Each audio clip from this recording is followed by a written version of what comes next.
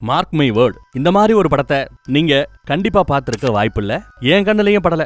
ஏதோ புண்ணியவான் கமெண்ட்ல இந்த மாதிரி நல்ல படத்தை பேச சொல்லி கேட்டிருந்ததுனால அது என் கண்ணுல பட்டு இப்பேற்பட்ட ஒரு படத்தை பார்த்து முடிச்சிட்டேன். இது 2 பாகமா ரிலீஸ் ஆச்சு. 2 5 மணி நேர படக்கதை. மொத்த கதையும் ஒத்த வீடியோல பேசியிருக்கிறேன். முழுசா கடைசி வரை பாருங்க. பிடிச்சிருந்தா சப்ஸ்கிரைப் பண்ணிக்கங்க. சொல்லி ரொம்ப நாள் ஆச்சுல்ல. ரொம்ப பிடிச்சிருந்தா மத்தவங்களுக்கும் வாட்ஸ்அப்ல ஷேர் பண்ணி மச்சான் பாரு மச்சானுங்க. படத்தோட பேரு வாயில நுழையில சாப்பிட்டா சகரடாச்சே எல்லோ தான் படத்தோட பேருன்னு நினைக்கிறேன். வாங்க வீடியோக்குள்ள போலாம். இந்த படத்தோட ஸ்டார்டிங் சீன்ல ஹீரோ டிரைவரோட பாக்குறான். வண்டி ஓட்டிட்டு வரான். காஸ்ட்லியான வண்டி. நம்ம டிரைவர் லவ் பண்ணக்கூடிய பொண்ணு நம்ம படத்தோட ஹீரோயின் காலேஜுக்கு போய்கிட்டு இருக்கா. இவன் தான் கொண்டு போய் விட்டு வருவான் போல. வண்டி படு வேகமா போகுது. வண்டியை நிப்பாட்டு சொல்லிட்டு விறுவிறுன்னு இறங்கி வரா. ஏண்டி இப்படி நட்டாத்துல விட்டுட்டு போறேன்னு கேட்டா உன் சம்பளம் எவ்வளவுன்னு கேட்டா 12,000 ரூபாவா. நீ ஓட்டுற இந்த வண்டியை இவ்வளவு வேகமா ஓட்டுறியே, இந்த வண்டியோட வேல்யூ எவ்வளவுன்னு கேட்டா 1.5 கோடியா. கிட்டத்தட்ட 80 வருஷம் நீ வேலை பார்த்தாதான் ஒரு கால் இந்த வண்டி ஆக்சிடென்ட் ஆச்சுன்னா இந்த வண்டிக்கான செலவை உன்னால கொடுக்க முடியும். 80 வருஷம் அடிமையா இருக்க தயாரா அப்படின்னு கேட்டு இவ எப்படி பொறுப்பானவ அப்படிங்கறத இவ ப்ரூஃப் பண்றா. அவன் எப்படி கொஞ்சம் முன்ன பின்ன இருக்கிற ஆள் தான் அப்படிங்கறதையும் டைரக்டர் நமக்கு காட்டிட்டாரு. இருந்தாலும் அப்படி இப்படின்னு பேசி பொண்ணை சரி பண்ணிட்டான். அங்க பார்த்தா ஜிஎம் கிட்ட மேனேஜர் திட்டு வாங்கிட்டு இருக்கிறார். அது சரியில்லை இது சரியில்லைன்னு எப்ப பார்த்தாலும் திட்டு வாங்கிட்டே தான் இருப்பாப்ல. என்னன்னா இன்னைக்கு டோசான்னு நம்ம ஹீரோ பேசுறான். அட விடுறா பாத்துக்கலான்டான்றாரு இவரு. காலையில ஆனதும் ஏகப்பட்ட வண்டிங்க. ஒரு மஞ்சா கலரு காஸ்ட்லியான வண்டியில நம்ம ஹீரோ வேலை பார்க்கக்கூடிய கோடீஸ்வரர் வீட்டு புள்ள வண்டி ஏறாரு. அடுத்து அம்மாவையும் அனுப்பிச்சு வச்சாச்சு. அதுக்கப்புறம் கோடீஸ்வரர் அப்பா இவர்கிட்ட பல வருஷமா டிரைவர் ஆகத்தோ இருக்கிறார் ஒரு பெரியவர். அவரங்கன்னு தான் முத கேட்கிறார். உடம்பு சரியில்லை லீவ் போட்டிருக்கான்னு சொன்னதும் சரி வண்டி விடுங்கிறாரு நம்ம ஹீரோவை. அங்க ஹீரோயினுக்கு பாட்டுனா ரொம்ப பிடிக்கும். அழகா பாடுவா. அதை இந்த பக்கத்துல இருந்து நம்ம டிரைவர் கை தட்டி ரசிப்பான். ஒரு பெரிய வாய்ப்பு கிடைச்சா நீ செட்டில் ஆயிடலான்ற ரேஞ்சுக்கு பொண்ணுகிட்ட பேசிக்கிட்டு இருக்கும் போது யாரோ ஒருத்தன் மியூசிக் டைரக்டருக்கு உங்க வாய்ஸ் ரொம்ப பிடிச்சு போச்சு, ஆடிஷன் வாங்கல அப்படிங்கிறப்பல ஏதோ பேசிட்டு போறாரு. ஆடிஷன் எல்லாம் போய் பாட ஆரம்பிச்சிட்டா நீ எல்லாம் பெரிய ஆளாயிடுவ, என்னெல்லாம் கண்டு போயா அப்படின்னு இவனும் லைட்டா உரண்டு எழுக்கிறான். எப்பவும் போல அந்த பக்கம் ஜிஎம் கிட்ட இருந்து மேனேஜர் திட்டு வாங்கிட்டு தான் இருக்கிறார். எதையும் உருப்படியா செய்யறது இல்ல அப்படி இப்படின்ட்டு. இங்க ஹீரோயின் அம்மா கிட்ட கேட்டு அப்பா கிடையாது இறந்துட்டார் போல. அம்மாவோட தாலி ஆந்திரா தெலுங்கானாலாம் கருப்பு கலர்ல ஏதோ போடுவாங்க போல தாலிய. அதை எடுத்துட்டு கிளம்புறா. என்னடா பண்ண போறாங்கன்னு பார்த்தா இன்னும் கொஞ்ச நாள்ல இவங்களுக்கு கல்யாணமா. ஆனா கல்யாணத்துக்கு முன்னாடியே வீடு பார்த்து வச்சுக்கிறது நல்லதுன்னு நினைச்சிட்டு ஒன்னா வீடு பார்க்க கிளம்புறாங்க. வீடு கொடுக்கணும்ல, அதுக்காக தாலி எடுத்து இவளை போட்டுக்கிட்டு நம்ம 2 பேருக்கு கல்யாணம் ஆயிடுச்சு. கல்யாணம் எத்தனை வருஷம் ஆச்சுன்னு கேட்டா என்ன சொல்லணும், 1 வருஷம் ஆச்சுன்னு சொல்லணும். அப்படியெல்லாம் பிராக்டிஸ் பண்ணிட்டு ஒவ்வொரு வீடா ஏறி இறங்குறாங்க. நிறைய வீடுகள் சின்ன சின்ன வீடுகளா இருக்கு. பிடிக்க மாட்டேங்குது. இவளுக்கு ப்ளூ கலர்னா ரொம்ப பிடிக்கும். வீட்டை நல்லா அழகா பராமரிக்கணும்னா அவளுக்கு அவ்வளோ ஆசை. வீட்டை நீட் அண்ட் கிளீனா வச்சுக்கணும்னு. சமைக்கிறதுல பெருசா உடன்பாடு கிடையாது. அப்பப்ப நீயும் சமைக்கணும். இப்படி எல்லாம் பல கனவுகளோட வீட்டையும் தேடி சுத்தி வந்துட்டு இருக்காங்க. இவளுக்கு சொல்ல போனா பீச்சோரமா கடலை பார்த்தாப்புல இருக்கிற வீடுனா ரொம்ப பிடிக்கும் போல. போற வழியில ஏதோ அபார்ட்மெண்ட் ஃபார் சேல்னு போட்டிருக்கோம். வாங்க போறோமோ இல்லையோ வேடிக்கை பாப்பா வான்னு பால்கனி வரைக்கும் போய் வேடிக்கை பாக்குறாங்க. வியூ எல்லாம் பயங்கரமா இருக்குது. இவளை எப்படியாவது ஒரு பெரிய சிங்கர் ஆக்கி பார்க்கணும்னு அவனுக்கு ஆசை. ஏதோ ட்ரிப்புக்கு போறாளாம் குடும்பத்தோட சாமி கும்பிட. நல்லபடியா போயிட்டு வான்னு அனுப்பிச்சு வைக்கிறான். மாமியாரு மச்சாவை தவிர்ப்பான். ஹீரோயினோட தம்பி மச்சானுக்கு சாக்லேட் பிடிக்கும், பிஸ்கட் பிடிக்கும்னு வேண்டியதெல்லாம் கொடுத்து நல்லா கவனிக்கிறான். நல்லபடியா அமுச்சு வைக்கிறான். குதிரைகளை வளர்க்கறதுக்காகனே ஒரு பண்ணை வச்சிருப்பாங்க. அங்க ஏதோ பிரச்சனையா. ஜிஎம் ஃபோன் பண்ணி மேனேஜரை போய் பார்த்துட்டு வான்னு சொல்ல மேனேஜர் பார்த்துட்டு இருக்கிறார். அங்க நம்ம ஹீரோ கடலை பாக்குறாப்ல. பீச் ஓரமா ஒரு வீடு வாங்கணும்னா எவ்வளவு செலவாகும் அப்படின்னு கேட்கிறார். கிட்டத்தட்ட 35-40 லட்சம் ஆகுண்டா தம்பி. அதெல்லாம் நடக்கிற காரியமா, வேற கதையை பேசுங்கிறாரு அவர். திடீர்னு ஒரு வண்டியை காட்டுறாங்க. 120 கிலோமீட்டர் வேகத்துல வண்டி வருது. குடத்தை வாங்கிட்டு வந்த ஒருத்தர் அவரை வண்டி இடிச்சு தள்ளிட்டு வேகமா போகுது. இடிவெட்டு செத்து போனவரோட பொண்ணு அங்க கடையில இருப்பாங்க. ஐயோ அப்பான்னு ஓடி வருவா. இடிச்சதுல காரோட நம்பர் எழுதிருப்பாங்கல்ல, நம்பர் பிளேட், அதுல பாதி உடஞ்சு இங்க விழுந்து கிடக்கும். அங்க ஒரு சிசிடிவி கேமரா வேற இருக்குது. அதை செக் பண்ணுங்கன்னு போலீஸ் சொல்றாங்க. இங்க மீட்டிங்ல கோடீஸ்வரர் பரபரப்பா பேசிட்டு இருக்கும்போது ஜிஎம் போய் காதுல ஏதோ முணுமுணுக்கிறார். இங்க கோடீஸ்வரர் மவன் உட்காந்து அழுதுகிட்டு இருக்கிறான். அம்மா ஆறுதல் சொல்லிட்டு இருக்காங்க. என்ன ஆனாலும் சரி என் புள்ள ஜெயிலுக்கு போக கூடாது, நான் விட மாட்டேங்கிறாங்க. அப்ப நம்ம மேனேஜர் தான் முதலாளி கிட்ட ஏதோ ஒரு ஐடியா கொடுக்குறான். பையனை அனுப்ப வேண்டாம், நம்ம டிரைவர்கள் யாரையாவது சரணடைய சொல்லுவோங்கிறாப்ல ஒரு பிட்ட போடுறாங்க. ஸ்ட்ரைட்டா நம்ம ஹீரோட்ட இந்த மாதிரி பிரச்சனை முதலாளிக்கு, நீ தான் இடிச்சேன்னு சொல்லிட்டு போய் உட்காந்து 10 லட்ச ரூபா வாங்கி தரேன் அப்படின்னு பேசுற. பெரிய பண்ணடா அப்படின்லாம் கன்வின்ஸ் பண்றாரு. இவனுக்கு அதுல சுத்தமா விருப்பம் கிடையாது. என்ன நான் வேணாம், நான் நல்லா யோசிச்சுல்லு, இல்ல வேண்டாங்கிறான். சரி முதலாளியே பேசுறேங்கிறாரு, ஒரு தடவை பேசி பாரு அப்படின்னு பிட்ட போடுறாங்க. அந்த பக்கம் இவங்களுக்கு பிடிச்ச ப்ளூ கலர் பெயிண்ட் அடிச்சாப்ல ஒரு வீடு கிடைக்குது. இவளுக்கு ரொம்ப பிடிச்சு போச்சு. 2 பேரும் போய் பால் காய்ச்சி வீடை வாடகைக்கு எடுத்துட்டாங்க. கல்யாணம் ஆன பிறகு இந்த வீட்டுல தான் தங்கணுன்ற ரேஞ்சுக்கு பேசிட்டு இருக்காங்க. இங்க முதலாளி உட்காந்து பேசுறாப்ல. பையன் உட்கார வருவான், நிக்க சொல்றாரு. நம்ம ஹீரோவை உட்கார சொல்றாரு. மரியாதை கொடுத்து பேசுறாரு. என் பையன் பண்ண தப்புக்கு அவன் நிக்கட்டும், என்ன சொல்ற அப்படின்னு கேட்கிறார். இவன் தயங்குறான். சரி முடியலன்னா சொல்லிடு, நேரத்தை வீணடிக்க வேண்டாம். 20 வருஷமா என்கிட்ட டிரைவரா இருக்கிறாப்ல, அவரை நான் சரணடைய சொல்றேங்கிறாரு முதலாளி. டப்புனு நம்ம ஹீரோ என்ன நினைச்சான்னு தெரியல. பீச்சோரமா வீடு வாங்குறதுக்கு 35 லட்சம் தேவை. 35 லட்சம் கொடுத்தீங்கன்னா நான் இந்த பழியை ஏத்துக்கிறேன். ஆனா கண்டிப்பா நீங்க என்ன வெளியில எடுத்துடணும். எவ்வளவு நாள் ஆகும் உள்ள இருக்கிறது அப்படின்னு கேட்டா, என்ன ஒரு 3-4 மாசம், கொஞ்சம் முன்ன பின்ன ஆகலாம். ஆனா கண்டிப்பா உன்னை ஜாமீன்ல வெளியில எடுத்துருவோம், பாத்துக்கலான்றாரு முதலாளி. 30 லட்சம் கேட்டதும் அந்த பக்கம் மேனேஜர் ஏய் என்னடா அது அப்படின்னு குறுக்க வருவார். முதலாளி தப்பா நினைக்கல, சந்தர்ப்பம் வரும்போது பயன்படுத்திக்கணும், இவன் பயன்படுத்திக்கிறான், ஒன்னும் பிரச்சனை கிடையாதுன்னு ஒத்துக்கிறாரு. அட்வான்ஸா வந்து ஒரு 3 லட்சம் கொடுக்குறாரு. எப்ப நீ பழிய நீ ஏத்துக்கிட்டு கோர்ட்ல சொல்றியோ அன்னைக்கு மீறி பணம் உனக்கு வந்து சேருங்கிறார். எல்லாம் நம்ம மேனேஜர் பாத்து பாப்பலங்கிறார். இந்த பக்கம் காதலிக்கிட்ட மேட்டர் சொன்னதும் பலார்னு ஒரு அரை கோவப்பட்டு ஓடியாரா. ஏன்டா என்கிட்ட ஒன்னும் சொல்லாம கொள்ளாம இப்படி முடிவெடுத்தேன்னு கேட்கிறேன். இல்லப்பா உனக்காக தான்ப்பா, 35 லட்சம்ப்பா, பீச்சோரமா வீடு பார்த்துடலாம், செட்டில் எல்லாம் அப்படி இப்படின்னு பேசுறான். ஆனா உன்னை ஜெயில அனுப்பிட்டு எனக்கு இந்த வசதி எல்லாம் தேவையில்லை வேண்டான்னு அந்த பொண்ணு அழுகிறா. இருந்தாலும் எல்லாம் கையை மீறி போயிடுச்சு, ஒன்னும் பண்ண முடியாதுன்னு சொல்லிட்டு பழியை ஏத்துக்கிட்டு ஜெயிலுக்கு போறான். அந்த பக்கம் பொண்ணு ஒரு மாதிரி உட்காந்துட்டு இருக்கிறா. வீட்டை விட்டு வெளியில வர மாட்டேங்கிறா. நியூஸ்ல ஃபுல்லா இதை பத்தி தான் பேசு. இந்த மாதிரி ஜெயில அடைச்சிட்டாங்க வச்சுட்டாங்க சரணடைகிறான்னு. அப்புறம் வாக்குமூலம் எப்படி எழுதணும், பெரிய வக்கீல் ஒருத்தர் அதை பார்த்து இதுல கையெழுத்து போடுப்பா, ஏதாவது கேட்டா இப்படி பதில் சொல்லுப்பான்லாம் சொல்லி அனுப்புறாங்க. கோர்ட்டுக்கும் கேஸ் வருது. ஆனா தான் காதலி தனக்காக வருவாளான்னா இவன் அந்த பக்கம் அவளோட காத்துக்கிட்டு இருக்கிறான். அந்த ஆப்ல தெரியல. போட்டோ எவிடன்ஸ், சிசிடிவி எவிடன்ஸ் எல்லாம் வர வேண்டி இருக்கு. பெயில பத்தி அப்புறம் யோசிப்போம், கொஞ்ச நாள் கஸ்டடியில் இருக்கட்டும்ங்கிறாரு ஜட்ஜியா. இவனும் வேன்ல ஏத்த போற சமயம் மீடியாக்காரங்க எல்லாம் குமிஞ்சு கிடப்பாங்க. அவங்களுக்கு பின்னாடி ஹீரோயினோட கையோட சிம்பல் மட்டும் தெரியும். இந்த பல விடுவோம்ல அந்த மாதிரி சிம்பல் காட்டுவா. இது இவங்க பழக்கம். இவனு இங்க காட்டுறான். இப்படித்தான் தூரமா இருந்தாலும் ஒருத்தருக்கு ஒருத்தர் நம்பிக்கையோட இருக்கிறத நமக்கு காட்டுறாங்க. அடுத்து ஜெயிலுக்கு போனா ஒவ்வொரு ஆளும் உள்ள ஏதாவது எடுத்துட்டு வரானா இல்லையாங்கிறத, ஆயுதம் ஏதாவது எடுத்துட்டு வரானா இல்லையாங்கிறத செக் பண்ணி பார்த்துட்டு அதுக்கப்புறம் தான் உள்ள விடுறாங்க. உள்ள பாருங்க, புதுசா வந்தவங்க எல்லாம் ராத்திரி முழுக்க உட்காந்தே கிடக்கணும். பழைய ஆட்கள் தான் படுத்து கிடப்பாங்க. எவனோ ஒருத்தன் அழுதுகிட்டு இருப்பான். குண்டா ஒருத்தர் போய் அடி அடி நடிக்கிறார். அடுத்த நாள் பார்த்தா ஜெயில கக்கூசுக்கு போறதுக்கு கூட எவ்வளவு பெரிய கியூ நிக்குதுன்னு பாருங்க. இவனுக்கோ பாவம் கண்ட்ரோல் பண்ண முடியாம அடக்கிக்கிட்டு இருக்கிறான் கியூல.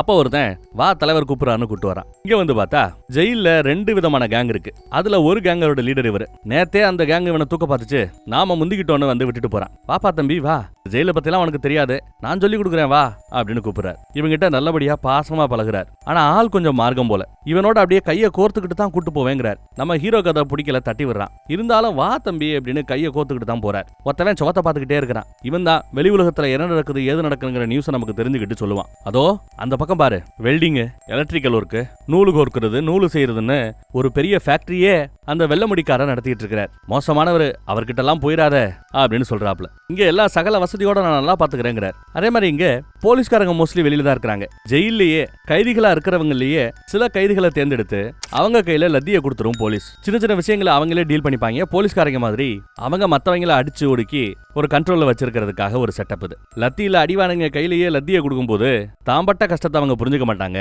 போலீஸ்காரங்க மாதிரி இவங்களுக்கு தோண ஆரம்பிச்சிடும், இஷ்டத்துக்கு அடிப்பானுங்க. எல்லாத்துக்கும் இங்க கியூ தான். எப்படி ஜெயில சுத்தி காமிச்சனா நல்லா இருந்துச்சா அப்படின்னு பேசுற. ஏதாவது டவுட் இருக்கான்னு கேட்கறாப்ல. நம்மள பார்க்க வரவங்கள எங்க போய் பாக்குறதுன்னு விசாரிக்கிறான். அந்த பக்கம் நம்ம ஹீரோக்கு ரொம்ப பிடிக்குமேன்னு கேசரி செஞ்சு பொண்ணு எடுத்துட்டு வரா. ஜெயில அப்ப எவனோ லஞ்சம் வாங்குறத அவ பாக்குறா. லஞ்சம் வாங்கிட்டாங்கன்னா ஃபர்ஸ்ட் ப்ரையாரிட்டி கொடுத்து அவங்கள உள்ள அனுப்புறாங்க. அடுத்து இவ போறா. நம்ம ஹீரோவையும் பாத்துறா. சேர்ந்தாப்புல 4 வார்த்தை பேசல, அதுக்குள்ள அடிச்சு போதும் போதும் போங்கடான்னு வெட்டி விட்டுறாங்க. ஆசையாசையா எடுத்துட்டு வந்த கேசரி கூட கீழே விழுந்து இந்த கலவரத்துல நாஸ்தியா போயிடும். அதுல ஒரு மாதிரி வருத்தத்தோட இருப்பான். ஏன்டா வருத்தமா இருக்கிற, இந்த பக்கம் இவனு வருத்தத்தோட இருப்பான். நம்ம ஹீரோவும் அவனோட சொந்த கதை சோக கதை எல்லாத்தையுமே சொல்லி முடிப்பாப்ல. நமக்கு ரகசியமா ஒரு போன் இருக்கு, அந்த போன்ல உன் பாஸ் கிட்ட பேசு, நடக்கிற பிரச்சனையை சொல்லு, அவரே வந்து எல்லாத்தையும் சால்வ் பண்ணி கொடுப்பாப்ல அப்படின்னு சொன்னதும் இவனு ராத்திரி பேசுறான். 2வது காலு நம்ம ஹீரோயினுக்கு போனை போட்டு பேசுறான். இந்த மாதிரி முதலாளிட்ட பேசிட்டே வந்து பாத்துப்பாப்லன்னு. முதலாளியும் வராரு. ஜெயிலருக்கு நிறைய பணத்தை கொடுத்து இவனை ராஜா மாதிரி பாத்துக்கணும், நல்லபடியா பாத்துக்கணுங்கிறாரு. வக்கீல் இங்க தான் இருக்காங்க. எவ்வளவு முடியுமோ அவ்வளவு சீக்கிரம் பெயில உன்னை வெளியில எடுக்கிறேன். இன்னும் உங்ககிட்ட ஜட்ஜையா வாக்குமூலம் கேட்கல, நீ தான் பண்ணையா அப்படின்னு கேட்கும்போது நீ ஆமா நான் தான் பண்ணேன்னு சொல்லிட்டேனா போதும், பணத்தை செட்டில் பண்ணிட்டு பேசுறாங்க. எல்லாம் நம்ம மேனேஜர் பார்த்து பாருங்கிறாப்ல. மேனேஜரும் நான் இருக்கிறல்ல அப்படின்னு நல்லபடியா தம்புட்டி தான் அனுப்புறாரு. இங்க ஜட்ஜையாவும் கேட்கறாப்ல, என்னப்பா நீ தான் பண்ணையான்னு. ஆமாங்க நான் தான் பண்ணேன் அப்படின்னு இவர் ஒத்துக்கிறாப்ல. மேனேஜருக்கு போனை போட்டு முதலாளி டேய் நமக்காக அந்த பையன் உள்ள போயிருக்கான், உள்ள எந்த கஷ்டமும் இல்லாம நல்லபடியா இருக்கணும்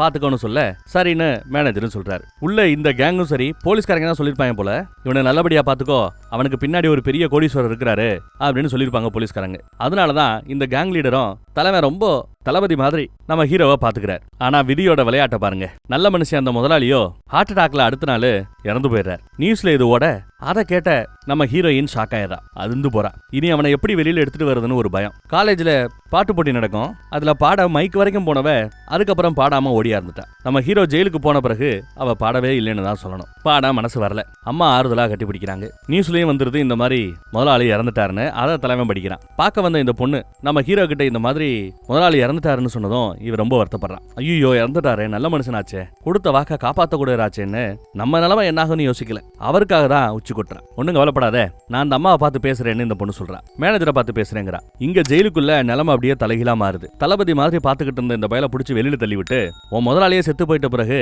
உனக்கு என்னடா எங்க மரியாதை, எல்லா ஜெயிலு ஆட்களை நடத்துறாப்லாண்டா உனக்கு இனி அப்படின்னு சொல்லி ரொம்ப கொடுமைப்படுத்துறாங்க, சித்திரவதைப்படுத்துறானுங்க. எல்லா கக்குசையும் இவன் தான் கழுவணுங்கிறாங்க, எல்லா துணியையும் இவன் தான் துவைக்கணுங்கிறாங்க. படுபயங்கரமான டார்ச்சர். இவனால அதை தாங்க முடியல. எல்லாம் சொல்லி தான் காதலி கிட்ட வருத்தப்படுறான். காதலியும் மேனேஜரை போய் பார்க்க போறா.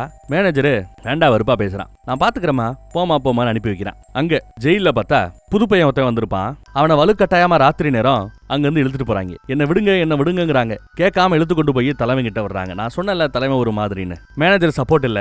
இந்த பொண்ணு என்ன பண்றா, பணம் வாங்கக்கூடிய ஒரு போலீஸை பார்த்து காசை கொடுத்து யாழ நல்லபடியா பாத்துக்கங்கன்னு சொன்னதும் அவரு இந்த தலைவன் கிட்ட மாட்டிக்கிட்ட நம்ம ஹீரோவை இங்க இருந்து இன்னொரு கேங் இருக்குல்ல, அந்த கேங்கு கூட்டு போய் நம்மால் தான்ப்பா, யாரும் எதுவும் பண்ணக்கூடாது, பாத்துக்குங்க பத்திரம் அப்படின்னு சொல்லி விட்டு வர.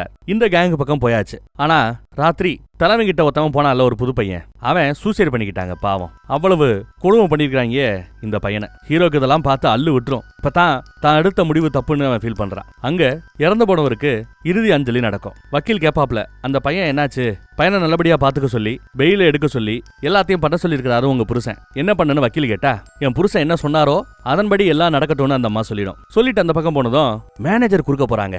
இவன் பண்ற வில்லத்தனம் தான் எல்லா சகுனித்தனத்துக்கும் காரணம். என்ன பண்றான்னு பாருங்களேன். அவன் வெளியில வந்தா உங்க புள்ளைக்குத்தான் ஆபத்துன்னு பிளேட்டா மாத்தி போடுறான். என்னதாங்க பண்ண சொல்றீங்க அப்படின்னு கேட்க, அது வந்து இவன் பேச ஆரம்பிக்கும் போது, விடுங்க எல்லாத்தையும் நீங்களே பாத்துக்கங்க வக்கீல் கிட்ட அப்படின்னு கேட்கறான். அதையும் நீங்களே பேசிக்கங்கன்னு சொன்னதும் நிறைய அதிகாரம் அவர் இருக்கும்போது அதிகாரம் இவங்கிட்ட வரல. யாருக்கு என்ன அதிகாரம் கொடுக்கணும்னு அவருக்கு தெரிஞ்சிருந்தது. இந்த அம்மா வரம் தெரியாம இந்த ஆள் கிட்ட எல்லா ஒப்படைப்பையும் அதிகாரத்தையும் ஒப்படைக்கிறாங்க. ஜிஎம்முக்கு இங்க மரியாதை குறைஞ்சு மேனேஜர் இவனுக்கு எல்லா அதிகாரமும் வருது. திமிர காட்ட ஆரம்பிக்கிறான். தானா வந்த உதவிய இவன் குறுக்க புகுந்து நல்ல பேர் இருக்கணுன்றதுக்காக கெடுத்து விடுறான். பெயில் கொடுக்க முடியாதுன்ட்டான் என்கிட்ட. பேசக்கூட முடியாத சமயத்துல ஏதோ எழுதி கொடுப்பாவ. அதை கூட தலைவனோட கேங்ல ஒருத்தன் வாயில போட்டு முழுங்கிடுறான். என்ன எழுதிருக்குங்கிறத படிக்க விடல. நம்ம ஹீரோவை சீண்டிக்கிட்டே இருப்பான். அவன் ஒரு கட்டத்துல பயங்கர கோபத்துல கல் எடுத்து அடிக்கப்படுவார். அப்பதான் எதிர்த்தரப்பு கேங் லீடர் நம்ம வெள்ள முடிக்காரர் வந்து, தம்பி இந்த கல்லை இப்ப கீழே போடல, வாழ்நாள் முழுக்க நீ ஜெயில இருக்க வேண்டியது இருக்கும், யோசிச்சுக்கோன்னு நல்ல விதமா பேசுறாப்ல. இவரை போய் கெட்ட வேண்டானே அந்த தலைவன். நம்ம ஆளும் கீழே போட்டுறாரு. அங்கிட்டு வக்கீல பாக்குறதுக்காக அந்த பொண்ணு நட அடையுது. ஆனாலும் வக்கீலு பார்க்க மாட்டேங்கிறார். ஏன்னா கிளைண்ட்டே அவன் உள்ளே கிடக்கணும்னு முடிவு பண்ணிட்டாங்க. காசு கொடுக்க போறதில்ல, வக்கீல் ஃபீஸ் கொடுக்க போறதில்ல.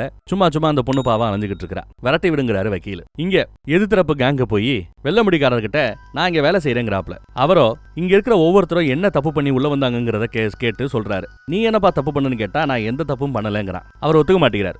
போ வேலை கிடையாதுன்ட்டாரு. அந்த பக்கம் முதலாளி அம்மாவை பார்த்து பேசலாமேன்னு பார்த்தா, முதலாளி அம்மா வெளிநாட்டுக்கு போயிட்டதா செக்யூரிட்டி உள்ளோட மாட்டேங்கிறான். இங்க படிப்புல சுத்தமா அவளோட கான்சென்ட்ரேஷன் போயிடுச்சு. எக்ஸாம் டைம்ல ஒண்ணுமே எழுதாம அப்படியே பேப்பரை கொடுத்துட்டு வரா. மேனேஜர் வீட்டுக்கு வந்தா மேனேஜர் மதிக்கல. புதுசா காரெல்லாம் வாங்கி இறக்கி இருக்கிறான். நம்ம ஹீரோக்கு செத்து போன முதலாளி அப்பவே பணத்தை அப்பப்போ கொஞ்சம் கொடுத்து செட்டில் பண்ண சொல்லியிருப்பார். அந்த பணத்தெல்லாம் நடுவுல அந்த பையன் லவுட்டி காரே வாங்கிட்டான். ஆனா வெளியில வந்தா இந்த பணத்தெல்லாம் நம்ம ஹீரோக்கு கொடுக்க வேண்டியிருக்கும். நடுவுல இவர் அடிச்ச பணமெல்லாம் திருண்ண மேட்டரெல்லாம் வெளியில வந்துடும். அதை அவாய்ட் பண்றதுன்றதுக்காகத்தான் நம்ம ஹீரோவை உள்ளேயே வச்சிருக்காங்க. புது காரை பார்த்ததும் நம்ம பொண்ணுக்கு வரும் பாருங்க கோவம், கல் எடுத்து நங்குன்னு போட்டு போயிடுவா. அவ போன பின்னாடி தான் இவர் வருவாரு. எவனோ கல்ல விட்டு எரிஞ்சிருக்கான். போலீஸ் என்ன பண்ணிட்டு இருக்கீங்க போலீஸ்னு எங்கேயோ பேசிட்டு இருக்கிறான். அந்த பக்கம் வேற ஒரு வக்கீல் நம்ம ஹீரோயின் போய் பார்த்து, இந்த மாதிரி அவனை வெளியில எடுக்கணும், இந்த மாதிரி தான் பிரச்சனைன்னு சொன்னதும், ஏற்கனவே தான் வாயால நான் தான் பண்ணேன்னு ஒத்துக்கிட்டவன இப்ப நான் பண்ணலன்னு சொல்லும் போது ஜட்ஜை ஏத்துப்பாரான்னு தெரியல, இருந்தாலும் முயற்சி பண்றேங்கிறார். ஏதோ சின்ன லெவல்ல வரும் வக்கீல் ஃபீஸ் வாங்கத்தான் செய்வார் போல தெரியுது. அடுத்து இந்த புது வக்கீல் வாதாடுறாரு. இவன் கொலை பண்ணல,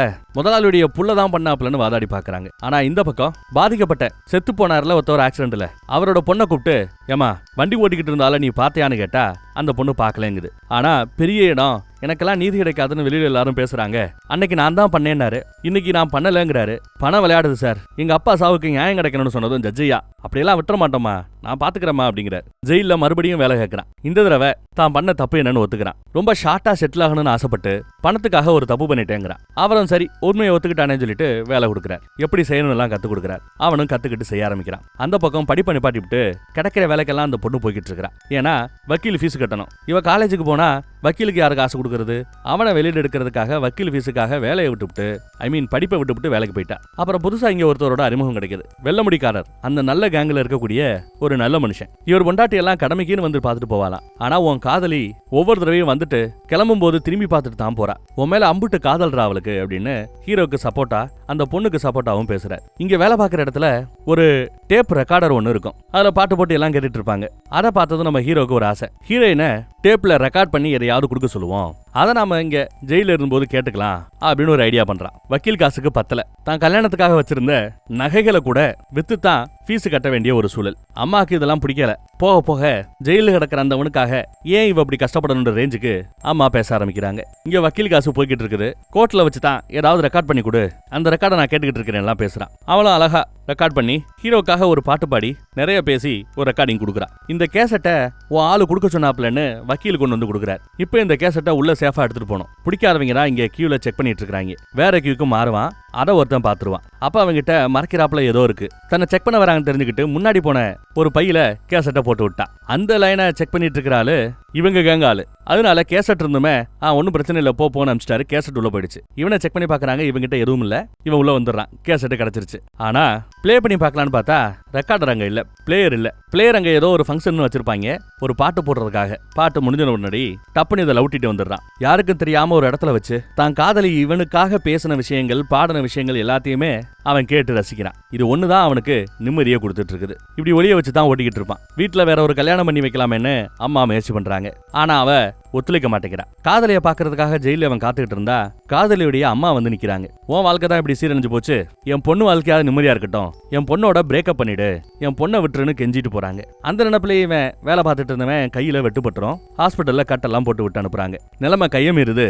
நாம வெளியில போனாதான் தான் காதலியோட இருக்க முடியும்னு முடிவு பண்ணி தப்பிச்சு போலாமேன்னு முடிவு பண்ணிட்டான். என்ன பண்றான்னு பாருங்க. செப்டி டேங்க் நிறைஞ்சிருச்சுன்னா வண்டி வந்து அள்ளிட்டு போகும். அந்த வண்டிக்குள்ள போய் உட்காந்துக்கிறான். வண்டி கரெக்டா கேட்டை தாண்ட போற சமயம் ஒரு கைதி மிஸ்ஸிங்னு அப்டேட் வர கேட்டை சாத்திடுறானுங்க. சல்லல போட்டு தேர்றானுங்க. எங்கேயும் ஆள் கிடைக்கல. கடைசியா மிச்சம் இருக்கிறது இந்த வண்டி தான். வண்டிக்குள்ள இறங்கி பாருங்கடான்னு செப்டி டேங்குள்ள இறங்கி ஆள் பார்த்தா நம்ம வயல புடிச்சிடுறாங்க. தப்பிச்சு போவா பாக்குற இருக்கடி உனக்குன்னு அடிச்சு ஒரு தனி செல்லுல இவனை அடைச்சு வச்சிட்டாங்க. யாரையும் பாக்குறதுக்கும் அலோவ் பண்றது இல்ல. அந்த பொண்ணாலையும் வந்து பார்க்க முடியாது. கொஞ்ச நாள் அப்படியே கிடப்பான். அதுக்கப்புறம் நார்மல் செல்லுக்கு மாத்தி விட்டாங்க. இனி பார்க்கலாம். நம்ம ஹீரோ என்ன பண்றான், இன்னைக்கு காதலி வந்து பார்க்க போறா.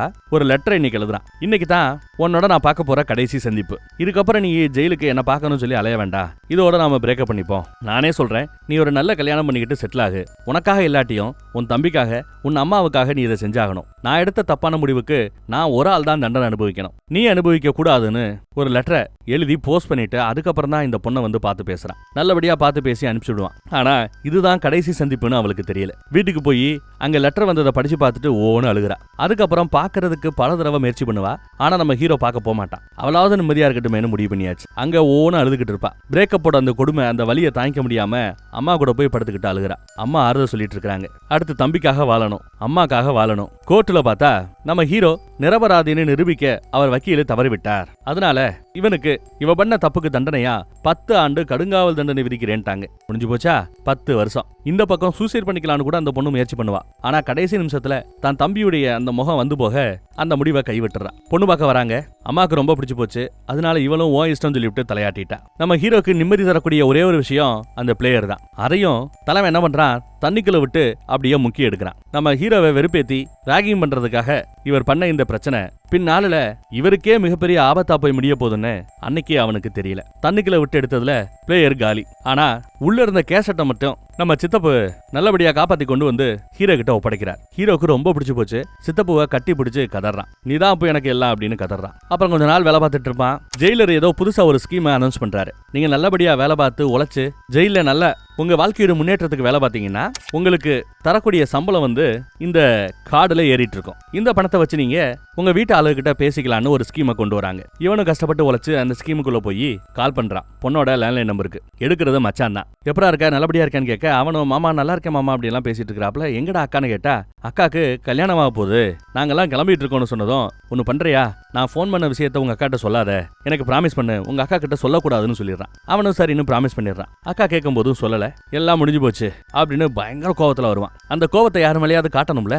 தன்னை இங்க சித்திரவதை பண்ணிட்டு இருக்காரல்ல தலைவன், எதிர்த்தரப்பு கேங் லீடரு, எகிரி குதிச்சு கழுத்துல சேர்த்து ஒரு போடு அடுத்து சும்மா காதலியே நங்கு நங்கு நங்கு நங்குன்னு குத்து. அட்டி அடி அடி அடி 2 காதுலயும் ரத்தம் கொப்பளிக்குது. அவங்க ஆட்கள் வருவாங்க, அவங்க கூடயும் சண்டை. ஆனா எத்தனை பேரை தான் சமாளிக்க முடியும்? அந்த பக்கம் தன் காதலிக்கு கல்யாணமே முடிஞ்சிருச்சு. இந்த பக்கம் இவனுக்கு பயங்கரமான அடி. அங்க கல்யாண சடங்கெல்லாம் முடிஞ்சு பொண்ணு ஒரு புது வாழ்க்கையவே தொடங்கிட்டா. இங்க நம்ம பையன் அடி வாங்கி ஹாஸ்பிட்டல்ல இருந்து ட்ரீட்மெண்ட் எடுத்துட்டு இங்க வந்திருப்பான். இதுக்கப்புறமும் இந்த ஜெயில இருந்தா உன் உசுருக்கு ஆபத்து, உன்னை ஜெயிலர்கிட்ட பேசி வேற ஒரு ஜெயிலுக்கு நான் மாத்தி வர்றேன், போய் நிம்மதியா இருக்க பாருன்னு நம்ம வெள்ளமடிக்காரர் தான் நல்லபடியா நம்ம ஹீரோவை அனுப்பிச்சு வைக்கிறார். அவனும் வேற ஒரு ஜெயிலுக்கு போயிட்டான். எல்லாம் நடந்து இப்போ 10 வருஷம் அந்த தண்டனையும் முடிஞ்சிருச்சுங்க. தண்டனை காலம் முடிஞ்ச பிறகு 10 வருஷத்துக்கு பிறகு நம்ம ஹீரோ வெளியில வர சமயத்துல தான் இந்த கொரோனா பஞ்சாயத்து வந்துச்சு. எல்லா பேரும் மாஸ்க் போட்டு தான் சுத்தணும், இவனும் சுத்த ஆரம்பிக்கிறான். இதோட இந்த கதையோட முதல் பாகம் முடிந்து விட்டது. 2ஆம் பாகம் ஒரு 2.5 மணி நேரத்துக்கு இல்ல 2.5 மணி நேரத்துக்கு இருக்கு. இன்னும் மீறி கதை. இதை அடுத்த வீடியோல சொல்லவா, இல்ல அடுத்த ஒரு 10-15 நிமிஷத்துக்கு பேசி மொத்தத்தையும் முடிச்சு விட்டுட்டோமா? சரி, ஃபுல்லாவே பேசிடுறேன். கொஞ்சம் பயங்கர ஸ்லோவா போகும். நம்ம தானே ராப் அப் மோடுக்கு இருக்கிறோம், ராப் அப் பண்ணி முடிச்சுடலாம். வெளியில வந்து நம்ம ஹீரோ சித்தப்பு தான் பார்க்க வர்றான். சித்தப்பு வெளியில வந்து டாக்ஸி ஓட்டிட்டு இருக்கிறார். வாடகை டாக்ஸி தான். செலவுக்கு இவனுக்கு காசும் கொடுத்து தங்குறதுக்கு ஒரு சின்ன ரூம் கொஞ்சம் முன்னப்பட்டா குடோன் மாதிரி இருக்கும், அட்ஜஸ்ட் பண்ணிக்க சொல்லி கொடுக்குறார். அவனுக்கு சந்தோஷம். வெளியில வந்த பிறகு ஜெயில் ஆட்களுக்கெல்லாம் வாழ்றது கொஞ்சம் கஷ்டமா தான் இருக்கும், அட்ஜஸ்ட் பண்ணிக்கோ, இது ஒரு பெரிய ஜெயிலா நீ நினைச்சுக்கோ, வேலைக்கு ஏதாவது ஏற்பாடு பண்ணியாச்சுன்னு கேட்டா ஜெயிலர் ஏதோ ஒரு அரேஞ்ச்மெண்ட் பண்ணிருக்கிறாராம். இவன் அங்க போய் வேலை பார்க்க ஆரம்பிக்கிறான். ஜெயில இவன் கத்துக்கிட்ட வேலையவே இங்க பண்ண ஆரம்பிக்கிறான். ஆனா காதலியுடைய நினப்பாவே இருக்குது. அவளை நினைச்சுதான் தினமும் உருகிக்கிட்டு இருக்கிறான். சித்தப்பு பையன் இன்னும் கன்னிச்சாமியாவே இருக்கிறானே, வாழ்க்கையில சந்தோஷத்தையும் இவன் பார்த்தது இல்லையேன்னு சித்தப்பு ஒரு அரேஞ்ச்மெண்ட் பண்ணிருக்கிறார். ஒரு வேன் வருது, வேனுக்குள்ள ஃபுல்லா பொண்ணுங்க தான். வேண்டிய ஆளை செலக்ட் பண்ணிக்கன்னு வேன்ல உட்காந்துட்டு இருக்கிறவன் சொல்றான். இவனும் பார்த்து அந்த கடைசி பொண்ணு ஓகேன்றாப்ல. அந்த பக்கம் போய் நில்லு, அந்த பொண்ணு அவளே வருவான்னு சொன்னதும் அந்த பொண்ணு வராங்க. என்ன புதுசா வா அப்படின்னு கூட்டு போறா. வழக்கமா தங்கக்கூடிய ஒரு ஹோட்டல், அதே ரூம் தான் கேட்டுட்டு அந்த ரூமுக்கு கூட்டிட்டு போறா. இவன் தன் காதலியோட இருக்கிறாப்ல நினைச்சு இவ கூட இருக்கிறான். அவ எக்ஸ்பீரியன்ஸ் தெரிஞ்சுக்காமையா இருப்பா. யாராவது உன் பழைய காதலியை நினைச்சு தானே இருந்த, இவர் பெரிய ரோமியோ, அவ பெரிய ஜூலியட், அப்படி இப்படின்னு ஓட்டிக்கிட்டு இருப்பா. இவனால சும்மா இருக்க முடியல. பேசாம தான் காதலிக்கு ஒரு போனை போடுவோம் அப்படின்னு முடிவு பண்ணி கால் பண்றான். ₹1 காயின்ல ஹலோன்னு அவளோட சத்தம் மட்டும் தான் கேட்கும். பேசல. யாரதுன்னு கேக்குறாங்க. இவன் பேசாம போனை கட் பண்ணிட்டான். அவளோட வாய்ஸை மட்டும் கேட்டா போதுன்னு அவனுக்கு நினைப்பு. அந்த வாய்ஸை கேட்டான். அடுத்து இப்ப அந்த பொண்ணை பார்க்கணும்னு ஆசை வருது. சித்தப்பு திட்டுறாப்ல. ஆல்ரெடி அவளுக்கு கல்யாணம் ஆகி குழந்தை குட்டியெல்லாம் இருக்கும், இப்ப போய் அவ வாழ்க்கையை கெடுக்க வேண்டாங்கிறாப்ல. அந்த பக்கம் அந்த பொண்ணு இன்னும் ஏதோ வேலை பார்த்து ஏதோ நம்ம ஹீரோயின் பொல போட்டிக்கிட்டு இருப்பா. இவனா ஒண்ணு பண்ணு, உனக்கு தான் அந்த பொண்ணை பிடிச்சு போச்சுல, அந்த பொண்ணையே கட்டிக்கிட்டு செட்டில் ஆக வேணா பாருன்னு அட்வைஸ போறாரு சித்தப்பு. இவனும் சரின்னு லாட்ஜில பார்த்த அந்த பொண்ணை தேடி வரான். படத்துக்கு போலாமாங்கிறான். அவளுக்கும் இவனை பிடிச்சு போச்சுன்னு நினைக்கிறேன். படம் பார்க்க போறாங்க. ஒன்னா படம் பார்க்கறாங்க. நல்லபடியா பேசி பழக ஆரம்பிக்கிறாங்க. எனக்கு ஒரு உதவி பண்ண முடியுமான்னு கேட்கிறேன். என்னன்னு கேட்டா, நான் ஒரு நம்பர் தரேன், இந்த நம்பருக்கு சொந்தக்காரங்க இப்ப எங்க இருக்கிறாங்கன்னு அட்ரஸை மட்டும் கண்டுபிடிச்சு சொல்றியான்னு கேட்க அவளும் சரின்னு ஒத்துக்கிறான். என்ன பண்றா, கொரோனா தடுப்பு பிரிவுல இருந்து பேசுறோம், ஒரு கொரோனா பேஷண்ட் எஸ்கேப்பு, அவங்க மொபைல் நம்பர் சொல்றேன், லொகேஷன் என்னன்னு கொஞ்சம் கண்டுபிடிச்சு சொல்லுங்கன்னு போன் பண்ணி அட்ரஸை கண்டுபிடிச்சு சொல்லிடுறான். இவனும் அந்த ஏரியா பக்கம் சுத்தி திரியிறான். ஒரு வழியா அந்த பொண்ணை பாத்துறாங்க. சோகமா ஏதோ கிடைக்கிற வேலையை பார்த்துக்கிட்டு, துணிக்கிற வேலை, பிடிக்காத ஒரு வீடு, பையன் கவர்மெண்ட் ஸ்கூல்ல படிக்கிறான், ஒரு ஏழ்மையான வாழ்க்கை. இதையெல்லாம் பார்த்ததும் ஹீரோ ஒரு மாதிரி ஆயிடுறார். ஹீரோயினோட பையனை பார்த்து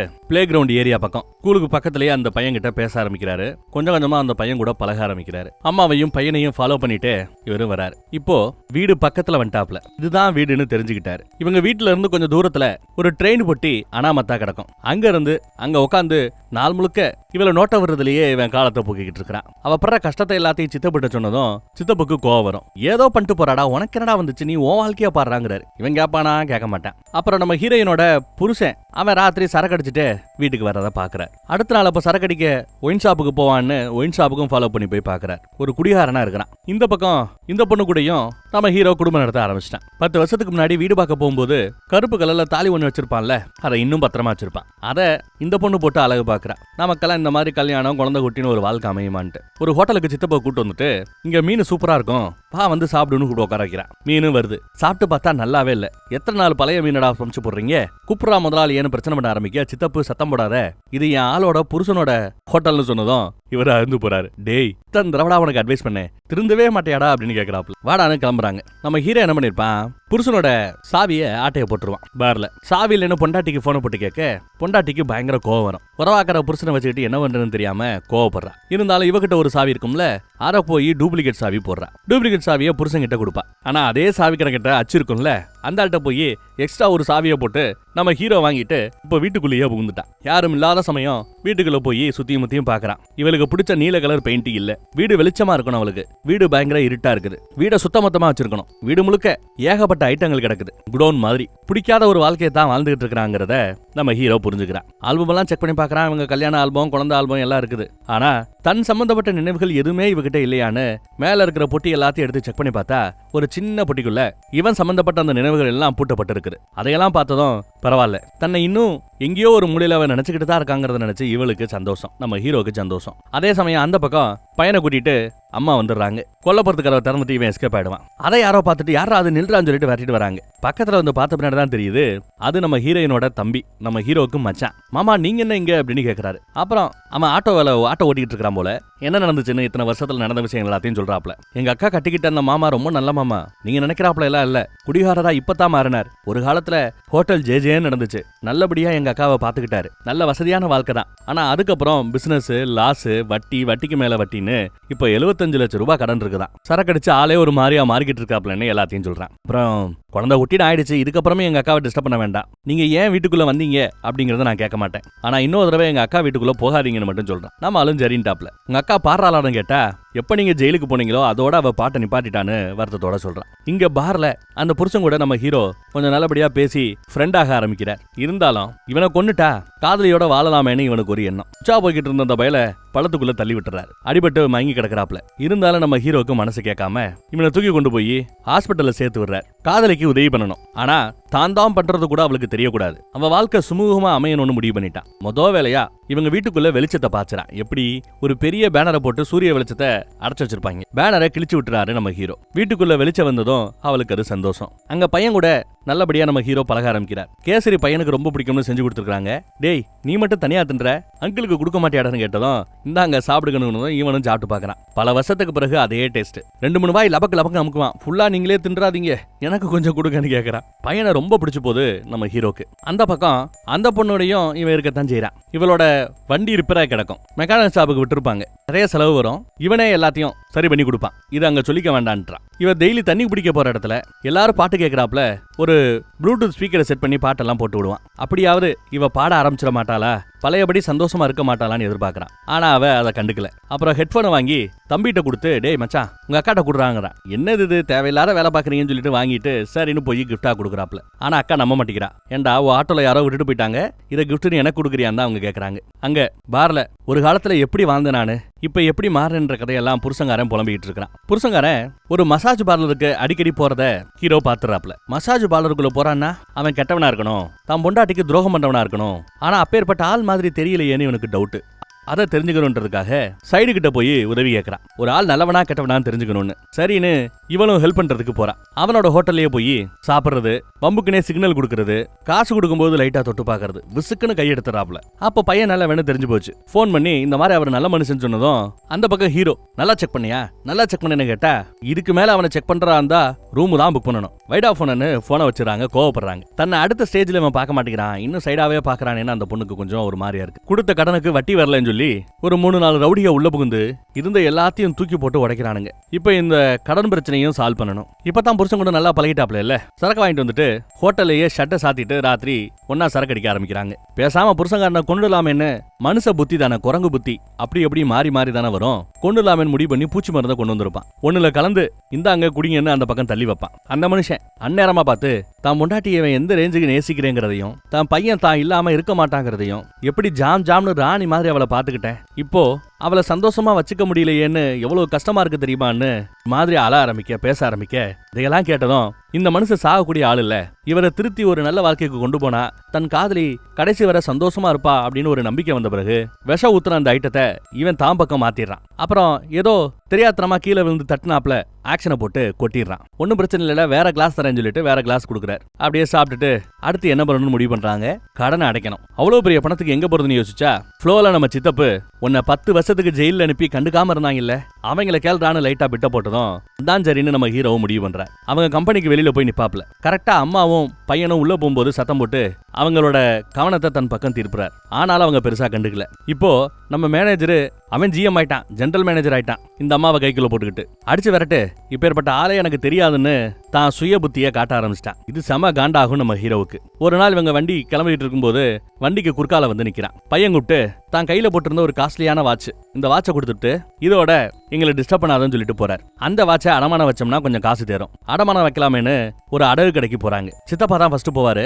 போயிட்டு அது வேண்டாம் வா கீழே போவோம் அப்படின்னு விறுவிறுன்னு நம்ம ஹீரோவை கூட்டிட்டு கிளம்ப பாக்குறாரு. ஏன் இவ்வளவு பதட்டமா ஓடியாரான்னு பார்த்தா, மேல அடகு கடை நடத்திக்கிட்டு இருக்கிறது நம்ம தலைவன் ஜெயில நம்ம ஹீரோவுக்கு டார்ச்சர் கொடுத்தான்ல, காதை சேர்த்து மொக்கு மொக்குன்னு இவர் முக்குனார்ல, அவன் மேல இருக்கிறான் அடியாட்களோட. வாடா எவ்வளவு காசு வேணாலும் எக்ஸ்ட்ரா தரண்டா வாடா கூட்டு பாக்குறான். நம்ம ஹீரோ வரல. அப்பதான் அவர் காதை தடவுறாரு. பார்த்தா காதுல செவிட்டு மிஷின் மாட்டி இருக்கிறார். அடிச்ச அடியில 2 காதும் ஜவ்வு கிழிஞ்சு போச்சு, காது கேட்காம போச்சு. செவிட்டு மிஷினை வச்சு தான் ஓட்டிக்கிட்டு இருக்கிறார். இதுக்கு பலிக்கு பலி வாங்கணும்னு காத்துக்கிட்டு இருக்கிறார். மச்சாங்காரங்கிட்ட ஏதோ பேசுறாப்ல. அந்த வாட்சை வச்சதுக்கு ஒரு 10 லட்ச ரூபா கொடுத்துருக்காங்க. ஏன்னா அவ்வளவு காஸ்ட்லியான வாட்ச் போல. தம்பி மூலமா மச்சான் மூலமா என்ன செய்தி அனுப்புறாருன்னா, துபாயில இருக்கிற ஒரு பெரிய மனுஷன் எனக்கு தெரியும், என் ஃப்ரெண்டோட அண்ணன் தான் அவர் இங்க ஒரு ஹோட்டல் தொழில் தொடங்கணும்ன்றார். அவர்கிட்ட இன்வெஸ்ட்மெண்ட் இருக்குது, நம்ம கிட்ட உழைப்பு இருக்குது, வர்ற லாபத்துல பாதி பாதி ஷேரு, ஒத்துக்கங்கன்னு வந்து பேசுறார். புருஷங்காரனும் ஒத்துக்கிறான். பல கட்ட பேச்சுவார்த்தைக்கு பிறகு சரி யாருப்பா அந்த துபாயில இருந்து வர்றவர்னு பார்த்தா வேற யாரு, நம்ம சித்தப்போ தான் ரெடி பண்ணி அனுப்புறாங்க. சித்தப்பவும் போய் பார்த்துட்டு இதான் மேட்ரு, பிசினஸ் நல்லபடியா பண்ணணும்னு காசையும் கொடுத்துறாங்க. கையெழுத்து போட்டு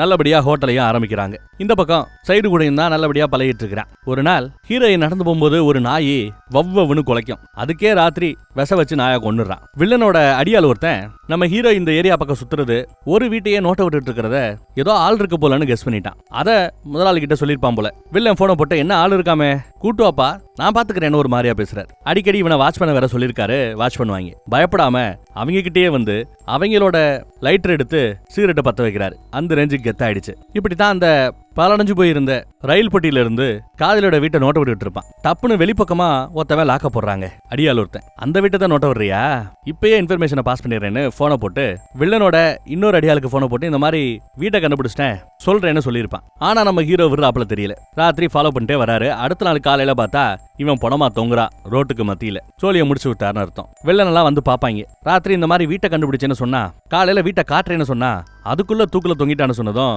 கொன்னது நம்ம ஹீரோவா தான் இருக்கும்னு அவரும் கணிச்சிட்டாப்ல. நல்ல சகல வசதியோட பாடிய ஊர்வலமா கூட்டு கொண்டு போய் அமுச்சு வைக்கிறாங்க. இந்த பக்கம் இவங்களுக்காக ஒரு வீட்டை ரெடி பண்ணணுமேன்னு தன் காதலியுடைய குடும்பம் தங்குறதுக்காக ஒரு வீட்டை பாக்குறான். ப்ளூ கலர் பெயிண்ட் அடிக்கணும், வீடு நல்ல சுபிட்சமா நல்லா இருக்கணும். கதவை திறந்தா அந்த பக்கத்துல பாட்டு கச்சேரி, பாட்டு கிளாஸ் எல்லாம் நடந்துட்டு இருக்கும். காலையில அந்த பாட்டு சத்தம் கேட்டுக்கிட்டே இருக்கும். இந்த வீடு அவளுக்கு பொருத்தமா இருக்கும்னு முடிவு பண்ணி ஒரு வீட்டை அரேஞ்ச் பண்ணிட்டார். இந்த வீட்டையே புக் பண்ணுங்கன்னு சொல்லி வீடு ரெடி ஆயிடுச்சு. அங்க சைடு கூட அவன் சுத்திக்கிட்டு இருக்கும்போது வில்லன் பாத்துறான். அதுதான் ஆளா பாத்துட்டேன்ல, இனி நான் ஃபுல்லா பார்க்க வேண்டாம், வாய்ப்பு இருந்தா வாப்பா சாவு சாப்பாடு சாப்பிட்டுட்டு போலான்னு கூப்பிட்டுடுவாரு. பயப்படாம நம்ம ஹீரோ அவங்க ஆட்கள் இருக்கக்கூடிய அங்கேயே வந்து பந்தியில உட்காந்து சாப்பிடுவான். எப்பா கொஞ்சம் லெக் பீஸ் வைப்பான்னு கூப்பிட்டு நம்ம வில்லனை வெறுப்பேத்துவான். வில்லனுக்கு காண்டாகும், என்ன இவ்வளவு தைரியமா அது பண்றானேன்ட்டு. பழி வாங்க இவனுக்கு ஏதாவது தோணுமா இல்லையா? பழி வாங்கிட்டான். எப்படி?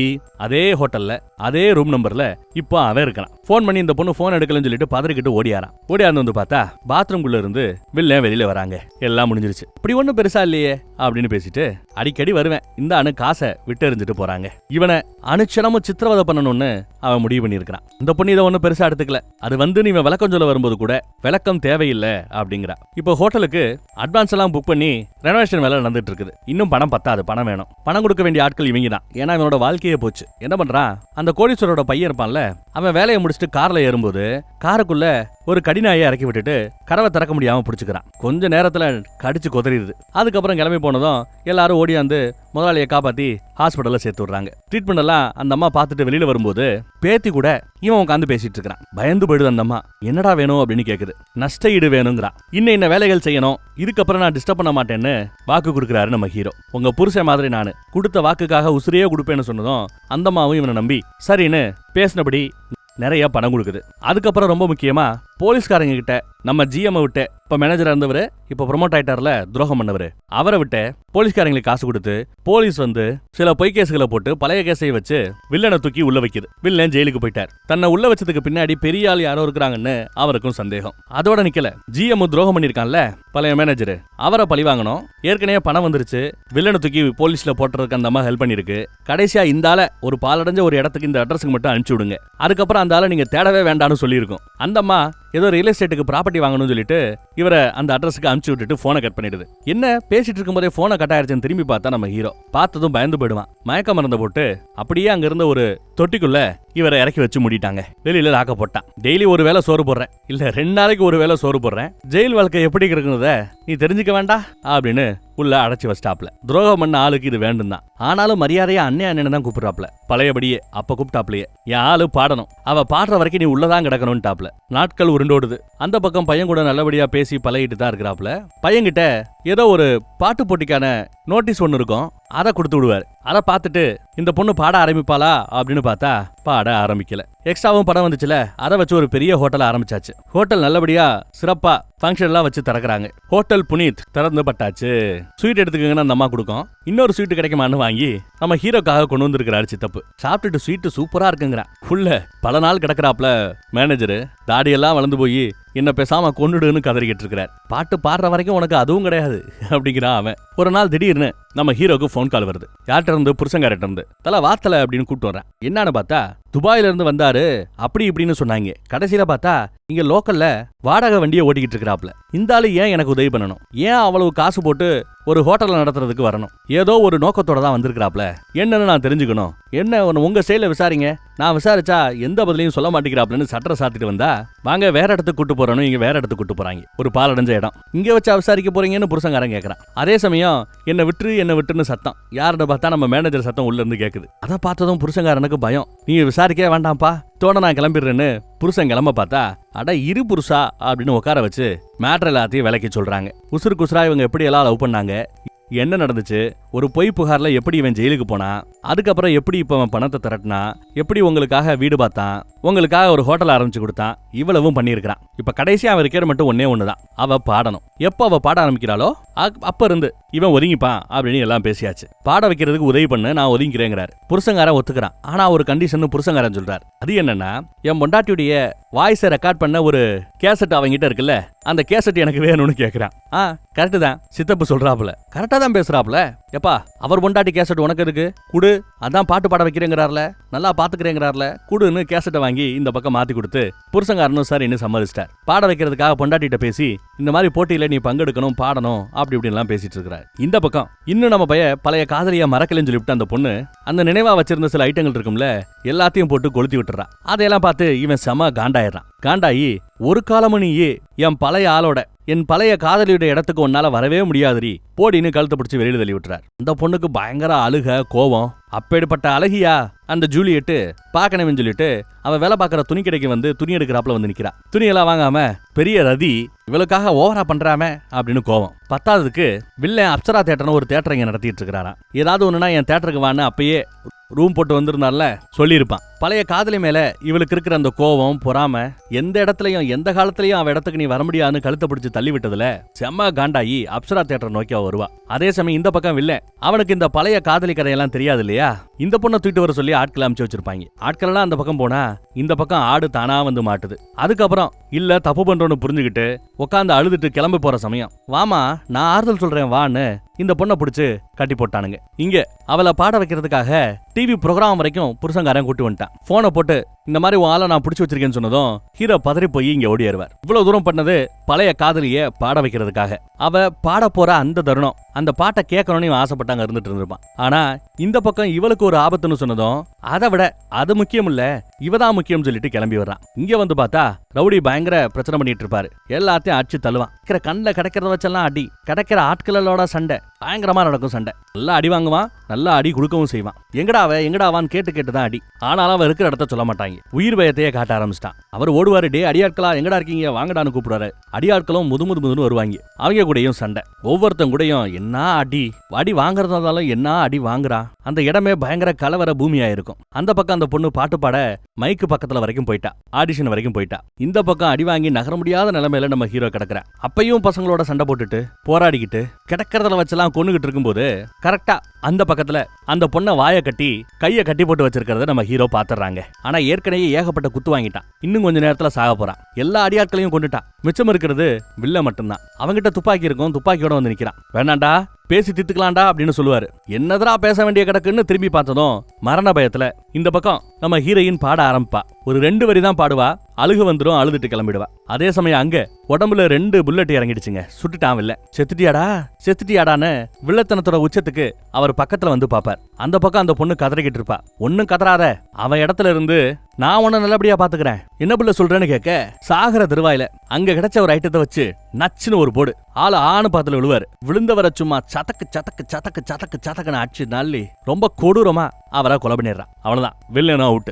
இன்னும் சில வினாடிகள்ல உசுறு போகுது. அதுக்குள்ள அங்க கிடந்த ஒரு ரம்பத்தை எடுத்து இந்த பொண்ணை காப்பாத்துறதுக்காக இந்த பக்கம் ரம்பத்தை அப்படி தள்ளி விட்டுருவாங்க. பிளேட் எடுத்து கை கட்டு கால் கட்டு எல்லாத்தையும் அவுத்துட்டு அந்த பொண்ணு இங்கிட்டு ஓடியாருவா. இங்க ஹீரோயின் வீட்டுக்குள்ள வந்து கதவை சாத்திடுறா. இங்க பொண்ணு வந்து பார்த்த பின்னாடி ஹாஸ்பிட்டலுக்கு கூட்டு போறேன், உன்னை எப்படியாவது காப்பாத்திடுறேன், ஆம்புலன்ஸை கூப்பிடணும்னு பதறா. அங்க வச்சு கடைசியா ஒரு வார்த்தை சொல்லுவான், என் இதயம் முழுக்க என் பழைய காதலி தான் இருக்கிறா அப்படின்னு இவ்வளவு நாளா நினைச்சுக்கிட்டு இருந்தேன். என் இதயத்துல உனக்கு இடமே இல்லைன்னு நான் இவ்வளவு நாளா நினைச்சுக்கிட்டு இருந்தேன். ஆனா என் இதயத்துல இடமா இல்ல, என் இதயமாவே நீ இருக்கிறேங்கிறது உன் உசுருக்கு ஆபத்துன்னு வரும்போதுதான் எனக்கு தெரிஞ்சிச்சுன்னு சொல்லிட்டு நம்ம பையன் இறந்து போயிடுறாங்க. நாய்க்கு கூட 4 காதல் வருமா, சயின்டிபிக்கா ப்ரூவ் பண்ணிருக்கானுங்க. இதுல நம்ம ஹீரோவுக்கு 2வதா இந்த பொண்ணு மேல காதல் வந்துருச்சுன்னு சொல்றதுல, அதுவும் அவளுக்காக இத்தனை பேரை பலி கொடுத்து தானும் செத்து போறானே, இதுக்கு பேரு காதல் இல்லைன்னா வேற எதை நீங்க காதல்னு சொல்லுவீங்க? அந்த பொண்ணு நான் உன்னை காப்பாத்துறேன், ஆம்புலன்ஸ் கூட்டு வரேன்னு போறா. ஆனா அதுக்குள்ள நம்ம பையன் உசுறு அங்க போயிடுச்சு. இங்க ஒரு ஜீவன் தனக்காக உசுரையே விட்டுருக்கு. அது அந்த பழைய காதலிக்கு தெரியாது. என்னன்னு தெரியல, இன்னைக்குன்னு பார்த்து அந்த பொண்ணு அங்க ஆடிஷன்ல பாடாதவ வீட்டுக்குள்ள வந்து 4 சுவத்துக்குள்ள உட்காந்து அவனை நினைச்சு இன்னைக்கு கண்ணீரோட ஒரு பாட்டு பாடுறா. இது நம்ம பயலுக்கு கிட்டத்தட்ட இறுதி அஞ்சலி மாதிரி. தான் சாகிறது ஒரு கால் தான் இறந்துட்டேன்னா பேலன்ஸ் கிடக்கிற அந்த பணத்தை வச்சு என்ன பண்ணணும்னு சொல்லியிருக்கிறனோ அதை பண்ணுங்கன்னு சித்தப்புவை நம்பி எல்லா ஒப்படைப்பையும் எல்லாத்தையும் கொடுத்துட்டு தான் இறந்து போயிருப்பான். பார்த்தா இங்க சித்தப்பு வாடகை கார் தானே ஓட்டிக்கிட்டு இருந்தாரு. புது கார் வாங்கியிருக்கிறாரு. நம்ம ஹீரோ வாங்கி கொடுத்ததுதான். அந்த பக்கம் அந்த சைடு அவ பீச்சோரமா இருந்து பீச்சையே பாத்துக்கிட்டு இருப்பா. இவளுக்கு அவன் ஒண்ணுமே செய்யலையா, எதுவுமே விட்டு கொடுக்கலையா, விட்டு வைக்கலையா அப்படின்னு பார்த்தா ஊடால எப்பயோ ஒரு தடவை கேட்டிருப்பான், நீ என்ன ஆகணும்னு ஆசைப்பட்டேன்னு. டாக்டர் ஆகணும் தான் என்னோட ஆசை, ஆனா எங்க அம்மாவுக்கு உடம்பு சரியில்லாம போனதுனால நான் இந்த தொழிலுக்கு வந்தேன் அப்படின்னு அப்ப சொல்லியிருப்பா. இப்போ அவ பீச்சில இருந்து பையெல்லாம் எடுத்துட்டு கிளம்பும் போது பார்த்தா பைக்கு மேல MBBS டாக்டர் படிப்பு படிக்கிற அந்த ஸ்டூடெண்ட்ஸ் வச்சிருப்பாங்கல்ல, அந்த புத்தகம் அங்க இருக்குது. அப்ப என்ன அர்த்தம், இந்த பொண்ணுக்கு டாக்டர் சீட்டு, அதுவும் மேனேஜ்மெண்ட் கோட்டால செலவு பண்ணி இவன் வாங்கி கொடுத்துருக்கான்னு அர்த்தம். யாரு செய்வா அதெல்லாம் சொல்லுங்க? பயங்கரமா இருந்துச்சுல, வேற லெவல்ல இருந்ததுல. உங்களுக்கும் இந்த படம் பார்த்த பிறகு உங்க பழைய மறந்த இல்ல மறக்க முடியாத அந்த பெயர்களை நீங்க விருப்பப்பட்டா கீழே கமெண்ட்ல போடலாம். பேரை மட்டும் பாப்போம் எவ்வளவு பேருக்கு இந்த மாதிரி பழைய சேரா காதல் எல்லாம் இருக்குன்னு பாப்போம். விருப்பப்படுறவங்க கமெண்ட்ல போடலாம். வேற ஒரு நல்ல படத்துல மறுபடியும் சந்திக்கிறேன். தேங்க்யூ.